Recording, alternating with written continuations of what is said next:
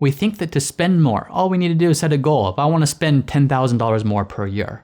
Or we think to save more, we need to set a goal. If I want to save $200 per paycheck. It's a fair starting point, but it misses the best starting point. And to understand why, I'm going to go back to some of James Clear's writings right here. When he's talking about change and how do we actually impact change in our lives in an effective and lasting way, he says this.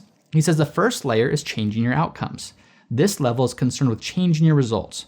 Losing weight, publishing a book, winning a championship. Most of the goals you set are associated with this level of change. So that's where we usually start. We start with, I want to write a book. I want to win a championship. I want to lose weight. Well, that's where we think we need to start, but let's go back to this. He says the second layer is changing your process.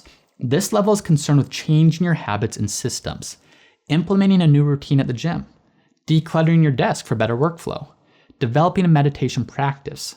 Most of the habits you build are associated with this level. So he's taking it a step deeper.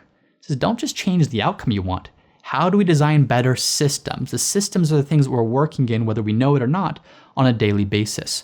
So what are the things that we can do to make it easy to be in that system to ultimately get that outcome that we're looking for? He then goes on to say, the third and the deepest layer is changing your identity. This level is concerned with changing your beliefs, your worldview, your self-image, your judgments about yourself and others. Most of the beliefs, assumptions, and biases you hold are associated with this level.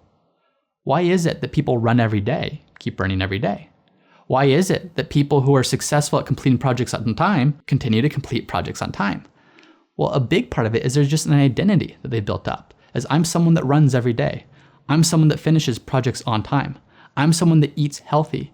And it's that identity that then transforms into a process or a system, and that process or that system is ultimately what leads to the final outcome. He summarizes this by saying outcomes are about what you get, processes are about what you do, identity is about what you believe.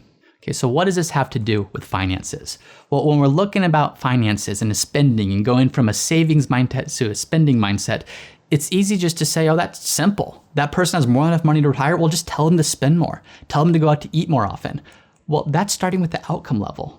Yes, you can do that, and maybe you do that successfully for a week or two, but if you haven't changed your identity or your system, it's going to be short-lived. And again, to take a big step back here, what's the risk of not doing this? Well, the risk of not doing this is getting into your 80s and 90s even, and looking back and saying, oh my goodness, I have all the money in the world here, but what did I miss out on along the way? What experiences could I have had? What could I have done with family and with friends? What memories could I have made along the way? This money is not going with me. So how do I use this money most effectively during the most important years of my life? In doing so sometimes requires a major mindset shift. Once again, I'm James Knoll, founder of Root Financial. And if you're interested in seeing how we help our clients at Root Financial get the most out of life with their money, be sure to visit us at www.rootfinancialpartners.com.